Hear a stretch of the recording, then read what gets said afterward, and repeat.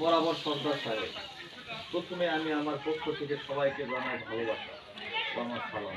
আসসালামু আলাইকুম ওয়া রাহমাতুল্লাহি ওয়া বারাকাতুহু। এতদিন যাবৎ আপনাদের কষ্টের টাকা আমার কাছে আমানত হিসাবে ছিল। পরে তা সরকারের অনুমতি ক্রমে আবার সবাইকে বুঝিয়ে দেওয়ার দায়িত্ব ছিল।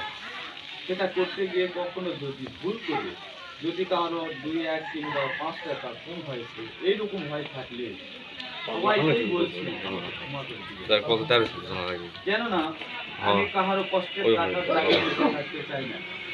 সবার সুবিধার জন্য নিজ দায়িত্ব নিয়েছিলাম। আমার কোনো লাভের আশায় নয়। সবাই জানেন ভাগ হওয়ার পর কিছু পয়সা ভাগের না মিলার কারণে আমার কাছে থাকতো।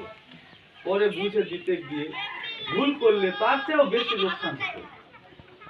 তাই এই কঠিন দায়িত্ব ভাইয়ের যোগ্য আমি নয়। আমার কাছে থেকে সরকারের নিজের ইচ্ছা সেই পথ থেকে সরিয়ে দেওয়ার জন্য আমি সরকারের উপর কোনো মন খারাপ করিনি, বরং আমি তাহার উপর অনেক খুশি। আমি সরকারের কাছে দাবি জানাই তিনি যেন আমার জায়গায় আমার চেয়েও সৎ এবং ভালো কাউকে বসে দেন। আমি জানি আমার চেয়ে এত খারাপ এবং অসৎ এই পৃথিবীতে আর কেউ নেই। আবারও সবার কাছ থেকে ক্ষমা চেয়ে পথ থেকে সরে গেলাম।